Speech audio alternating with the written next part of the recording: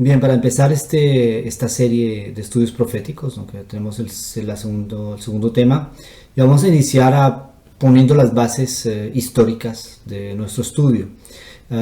Cuando se habla del término de la novia Babilonia, la bestia y la ley dominical, tenemos que primero colocar las bases, y esas bases es el objeto del tema 2, Babilonia y los reinos de este mundo. Entonces, yo les quiero invitar a que estudiemos juntos el libro de Daniel. Ahora, esto no es un estudio, quiero dar esa precisión, no es un estudio exhaustivo de Daniel 2 ni Daniel 7. Para iniciar nuestra serie de estudios proféticos, tenemos que empezar por colocar las bases, ¿no? Y las bases de ese estudio es la historia de Babilonia y los reinos de este mundo. Para comprender este tema, yo quiero invitarles a que toquemos los temas de los libros de Daniel capítulo 2 y capítulo 7. Ahora, doy una advertencia: este tema no pretende ser un estudio completo de Daniel 2 ni Daniel capítulo 7. Junto con este video vamos a publicar también un archivo que pueden descargar para estudiar en detalle esos temas. Pero vamos a tomar estos dos capítulos de la Biblia, dos capítulos de Daniel, como bases para nuestro estudio profético. Entonces yo los invito a que leamos la historia de Daniel. Pero antes de comenzar, yo quiero contarles un poco el contexto del libro de Daniel para aquellos que no estén muy familiarizados con este libro. Daniel capítulo 2 nos cuenta la historia del momento en que Nabucodonosor tuvo un sueño. Nabucodonosor, rey de Babilonia, tuvo un sueño y pidió a sus astrólogos y magos que lo interpretaran. Pero antes de eso hay que comprender quién era Daniel y qué había pasado. Daniel era un joven judío. Él pertenecía a la tribu de Judá. Para saber qué era la tribu de Judá hay que también entender que Israel, en la época después de la muerte de Salomón, el rey Salomón, hijo de David, su hijo Roboam perdió 10 de las tribus. Las 10 tribus del norte se fueron bajo el liderazgo de Jeroboam. Y las 2 tribus que se quedaron con Roboam formaron Judá. Entonces, cuando Daniel es deportado, este ataque es dado contra Judá. En esa época ya Israel ya había sido deportado por los asirios, eso lo vamos a ver en las gráficas siguientes. Entonces, yo hago esa precisión para que entendamos el contexto. Daniel y sus amigos eran jóvenes de la familia real, sí, es decir, eran príncipes, pero también eran jóvenes muy consagrados a Dios. Ellos fueron deportados a Babilonia con el objetivo de ponerlos al servicio de Nabucodonosor en la corte de Babilonia, ¿sí? Vemos en el primer capítulo de Daniel, cuenta la historia de cómo fue que ellos se integraron a la corte de Babilonia. Finalmente ellos terminaron sirviendo a Nabucodonosor, pero un día, y esta es la historia del capítulo 2, Nabucodonosor tiene un sueño. Este sueño lo impresiona tanto que cuando se levanta se le olvida el sueño. Pero él sabe que soñó algo importante, que necesita saber lo que ese sueño significa, pero no recuerda su sueño. Obviamente, como era la costumbre en la época, Nabucodonosor llama a los sabios, a los astrólogos y a los magos para que le interpreten su sueño. Obviamente él había olvidado el sueño y entonces ellos no podían interpretarlo. Y ellos le piden a Nabucodonosor que les cuente el sueño y que ellos lo van a interpretar. Nabucodonosor se enoja y da la orden de matar a todos los sabios de Babilonia, incluyendo Daniel y sus amigos. Cuando Daniel y sus amigos se enteran de esta noticia, ellos le piden tiempo, rogando que no maten a los sabios de Babilonia, y ellos se ponen en oración para pedir sabiduría. En el tema número 1, yo terminé en la conclusión diciendo que una de las cualidades más importantes de aquel que quiere estudiar las profecías es tener la capacidad de arrodillarse, orar, humillarse delante de Dios y pedir sabiduría. Entonces, eso fue lo que Daniel y sus amigos hicieron. Y en el versículo 31, Daniel está contándole a Nabucodonosor el sueño que él tuvo y que había olvidado. Y después, en los versículos siguientes, él da su interpretación. Tú, oh rey, veías y aquí una gran imagen. Esta imagen, que era muy grande y cuya gloria era muy sublime, estaba en pie delante de ti. Y su aspecto era terrible. La cabeza de esta imagen era de oro fino, sus pechos y sus brazos de plata, su vientre y sus muslos de bronce, y sus piernas de hierro, sus pies en parte de hierro y en parte de barro cocido. Estabas mirando, y aquí una piedra fue cortada, no con mano, e hirió a la imagen en sus pies de hierro y de barro cocido, y los desmenuzó. Entonces fueron desmenuzados también el hierro y el barro cocido, el bronce, la plata y el oro, y fueron como tamo de las eras del verano, y se los llevó el viento sin que de ellos quedara rastro alguno. Mas la piedra que hirió a su imagen, que hirió a la imagen, fue hecha un gran monte que llenó toda la tierra. Entonces aquí vemos la estatua de Nabucodonosor con la cabeza de oro, el pecho y los brazos de plata, el bronce, el vientre de bronce, las piernas de hierro, los pies de hierro y barro cocido. También vemos la piedra que viene a destruir esta imagen. Y Daniel, cuando nosotros vamos a la Biblia, en los versículos que siguen, el versículo 36, Daniel da su interpretación, dice: este es el sueño y también la interpretación de él diremos en presencia del rey. Y Daniel empieza a describir lo que este sueño significa. Y Daniel explica al rey Nabucodonosor que cada metal y cada elemento de esta estatua representa un reino. Y comienza en el versículo 37 diciendo: tú, oh rey, eres rey de reyes, porque el Dios del cielo te ha dado reino, poder, fuerza y majestad. Y donde quiera que habitan hijos de hombres, bestias del campo y aves del cielo, Él los ha entregado en tu mano y te ha dado el dominio sobre todo. Tú eres aquella cabeza de oro. Entonces, Babilonia es la cabeza de oro. Versículo 39. Y después de ti se levantará otro reino inferior al tuyo, y luego un tercer reino de bronce, el cual dominará sobre toda la tierra. Es decir, va a haber una sucesión de reinos. Entonces, el pecho y los brazos de plata también es otro reino, y el vientre de bronce es otro reino. Y el cuarto, versículo 40, y el cuarto reino será fuerte como hierro, y como el hierro desmenuza y rompe todas las cosas, desmenuzará y quebrantará todo. Y lo que viste de los pies y de los dedos, en parte de barro cocido de alfarero y en parte de hierro, será un reino dividido, mas habrá en él algo de la fuerza del hierro, así como viste hierro mezclado con barro cocido. Y por ser los dedos de los pies en parte de hierro y en parte de barro cocido, el reino será en parte fuerte y en parte frágil. Así como viste el hierro mezclado con el barro, se mezclarán por medio de alianzas humanas, pero no se unirán el uno con el otro, como el hierro no se mezcla con el barro. Y en los días de estos reyes, el Dios del cielo levantará un reino que no será jamás destruido, ni será el reino dejado a otro pueblo. Desmenuzará y consumirá a todos estos reinos, porque él permanecerá para siempre. Entonces, aquí vemos que Daniel finalmente da la interpretación de que los elementos de esta estatua del sueño de Nabucodonosor son los reinos de este mundo hasta el retorno de Cristo. Y si nosotros continuamos, vamos a colocar la estatua en forma horizontal, no porque haya caído, no, sino para ponerla en paralelo con una línea histórica. Y entonces, como yo había dicho al inicio, voy a colocar aquí el primer elemento que corresponde a Israel, no a Judá. Este elemento no tiene que ver con la estatua de Daniel 2, pero vamos a ver más adelante en los estudios que tiene una incidencia en lo que nosotros estamos analizando. Babilonia viene a dominar al pueblo de Dios, y esa es la fecha, porque las fechas que aparecen en estas gráficas no son las fechas de la creación, la aparición de Babilonia. Babilonia existía desde mucho tiempo antes. Más en el tiempo de los asirios, ellos eran un pequeño pueblo que estaba entre los asirios. Entonces, el 605 es el momento en que los babilonios dominan al pueblo de Judá, ¿sí? Y ese dominio dura hasta el 539, cuando son vencidos por los medos y los persas, con la toma de Babilonia, de la ciudad de Babilonia, en tiempos del rey Belsasar.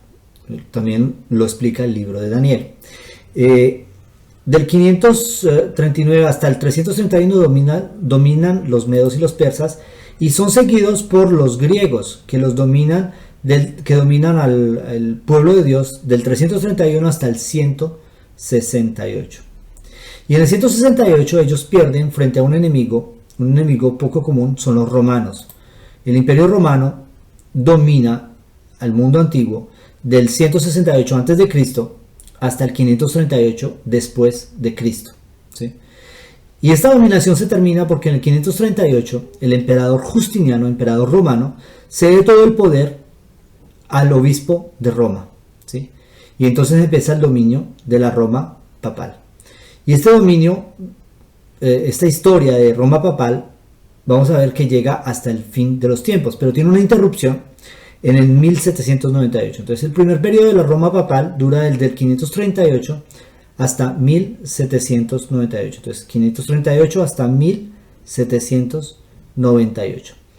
Y después de esto vuelve a retomar. Vamos a ver más en detalles cuando estudiemos las profecías de Apocalipsis capítulo 17 y otras profecías tantas. También Daniel 11, 40 al 45 nos explica esto, pero esto lo vamos a ver un poco más adelante en la serie de estudios proféticos. Vamos a explicar qué es lo que pasa, porque Roma pierde el poder, después lo recupera, y cómo es que esto funciona. Tiene mucho que ver con la parte del título, la ley dominical.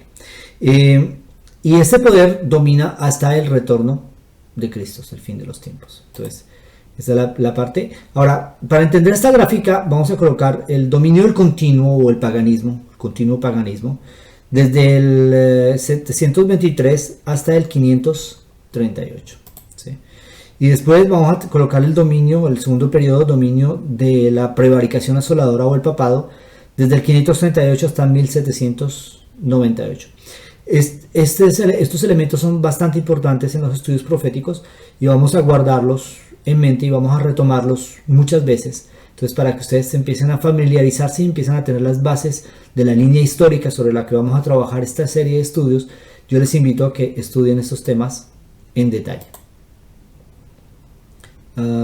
Vamos a continuar. Entonces, ahora vamos a estudiar Daniel capítulo 7, y para eso entonces vamos a quitar la estatua de Nabucodonosor y vamos a colocar los elementos de Daniel capítulo 7. Ahora, si nos ponemos a leer Daniel capítulo 7, no vamos a acabar. Entonces yo les invito a que ustedes en casa los lean, pero solamente vamos a hablar en este estudio de el cuerno pequeño, que es uno de los elementos que aparece en esta visión. Daniel capítulo 7 aparecen una serie de bestias, pero Daniel capítulo 7 representa la misma cosa que Daniel capítulo 2, solo que da más detalles. ¿Sí? La primera es Babilonia, representada por un león con alas. ¿Sí? La segunda bestia es un oso que cojea más de un lado que del otro y que representa al imperio medo-persa. La tercera bestia es un leopardo con alas y tiene 4 cabezas. ¿Por qué alas y 4 cabezas? Las alas denotan la velocidad a la cual este imperio se difundió por todo el mundo y dominó la tierra. El gran líder de los griegos era Alejandro Magno, y a su muerte lo suceden 4 generales. Hay 4 generales que toman el poder, y por eso esta bestia tiene 4 cabezas. ¿Sí? Después de esto viene una bestia terrible que tiene 10 cuernos. ¿Sí? Los pies de hierro, las uñas de hierro, las garras de hierro, que desmenuza todo. Entonces, esta bestia corresponde al imperio romano, a la Roma pagana o a la Roma imperial, como queramos llamarla. Y de esta bestia sale otro cuerno, un cuerno pequeño, y este cuerno pequeño hace caer 3 cuernos cuando está saliendo. Entonces son quitados 3 cuernos para que él pueda salir. Y vamos a explicar también esto lo vamos a explicar en detalles en los estudios siguientes, no se preocupen. Pero vamos a ver aquí quién es este cuerno pequeño. Y para esto yo les invito a que leamos en detalle el versículo 8 de Daniel 7. Dice: mientras yo contemplaba los cuernos, he aquí que otro cuerno pequeño salía entre ellos, y delante de él fueron arrancados 3 cuernos de los primeros. Es decir, él sale y para que él pueda salir tienen que ser arrancados 3 cuernos. Ahora, esta historia de cuernos, entonces vamos a ver que todas las profecías son símbolos, así como en la estatua de Nabucodonosor había la cabeza de oro, el pecho y los brazos de plata, y estos simbolizaban reinos. Ahora, Cada elemento, cada bestia de estas, por ejemplo, el león con alas representa el imperio babilónico. Y los cuernos son poderes dentro de estos reinos, ¿sí? Entonces nosotros vemos, por ejemplo, a Grecia, que tiene un cuerno notable, un cuerno grande. Este cuerno representa el poder de Alejandro Magno. Y cuando ese cuerno es quebrado, salen 4 cuernos que van en las 4 direcciones del viento. Esos son los 4 generales que se reparten los territorios de Alejandro Magno en las 4 direcciones cardinales. Roma imperial tiene 10 cuernos, es decir que Roma como imperio es un solo imperio, pero dentro de sí hay 10 regiones, ¿no? Y esas son las regiones europeas, y estos 10 cuernos son 10 poderes, pero finalmente esos poderes empiezan a hacer lucha entre ellos.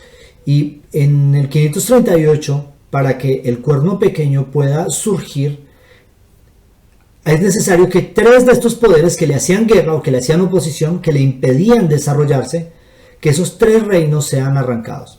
Y esto lo vamos también a ver más en detalle en los estudios siguientes. Por ahora, por lo que concierne nuestro estudio del cuerno pequeño, vamos a ver las características de ese cuerno pequeño y lo que él representa. Entonces, el cuerno pequeño continúa diciendo, versículo 21, y veía yo que este cuerno hacía guerra contra los santos y los vencía. Es decir, este es un cuerno que ataca al pueblo de Dios, que le hace guerra. Y versículo 22, hasta que vino el anciano de días y se dio el juicio a los santos del Altísimo, y llegó el tiempo y los santos recibieron el reino. Dijo así, la cuarta bestia será un cuarto reino en la tierra, el cual será diferente de todos los otros reinos, y a toda la tierra devorará, trillará y despedazará. Es como el hierro de la estatua de Nabucodonosor, las piernas de hierro, y también la bestia terrible que tiene 10 cuernos, ¿ok? En Daniel 7. Versículo 24, y los 10 cuernos significan que de aquel rey levantarán 10 reyes, lo que yo estaba explicando hace un instante, y tras ellos se levantará otro, el cual será diferente de los primeros, y 3 reyes, y a 3 reyes derribará. Significa que este cuerno en su desarrollo político va a hacer caer 3 poderes o 3 reinos europeos para poderse imponer. Y hablará, versículo 25, y hablará palabras contra el Altísimo, y a los santos del Altísimo quebrantará, y pensará en cambiar los tiempos y la ley, y serán entregados en su mano hasta tiempos, y medio tiempo. Entonces, tiempos y medio tiempo. Ahora, yo les hago un avance rápido en profecía. El término tiempo denota un año. Un día es un año. ¿Okay? Un tiempo es un año. Y un día es un año literal. Entonces, me explico. Si un tiempo es un año, se refiere a un año lunar. Los años bíblicos son años lunares, es decir, el año tiene 360 días. Si un tiempo es un año y un año son 360 días y un día en profecía es equivalente a un año literal, entonces los tiempos son 2 años, 720 días proféticos, es decir, 720 años literales, y medio tiempo es medio año, son 180 días proféticos o 180 años literales. Si hacemos la adición de estos elementos, nos da 1260 años. Es decir, que este poder habría de dominar 1260 años. ¿Okay? Hasta aquí estamos perfectos. Yo sé que algunos de ustedes tal vez se puedan sentir un poco perdidos con estos cálculos, pero esto lo vamos a afinar más adelante.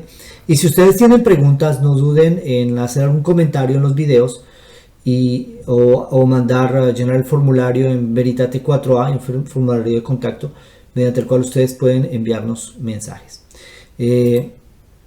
Ahora, si tomamos el 538, que es el punto de partida, y le adicionamos 1260, nos lleva a la fecha de 1798.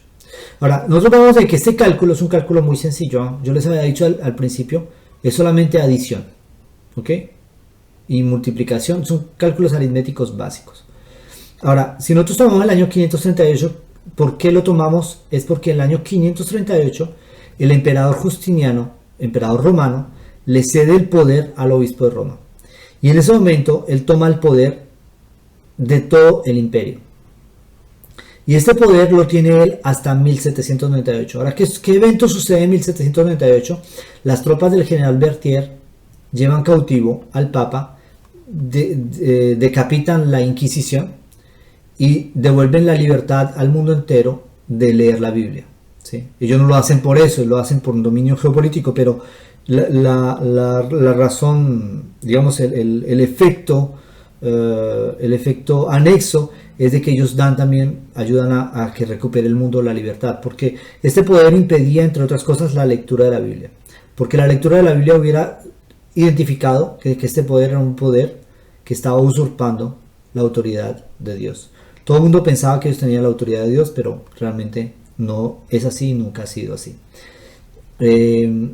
Entonces, este poder es un poder que engaña y es un poder que domina 1260 años.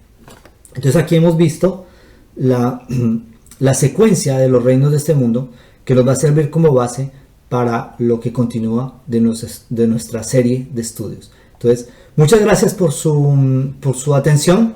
Espero que este tema les haya sido útil, y sobre todo si a ustedes les gusta este tema, no duden en poner un like y compartirlo a cuantas personas ustedes deseen. Y también, si tienen preguntas, no duden en transmitirnos sus preguntas a través de los comentarios en el video o a través de la mensajería en el sitio www.veritate4a.org. Bueno, que Dios les bendiga y hasta la próxima.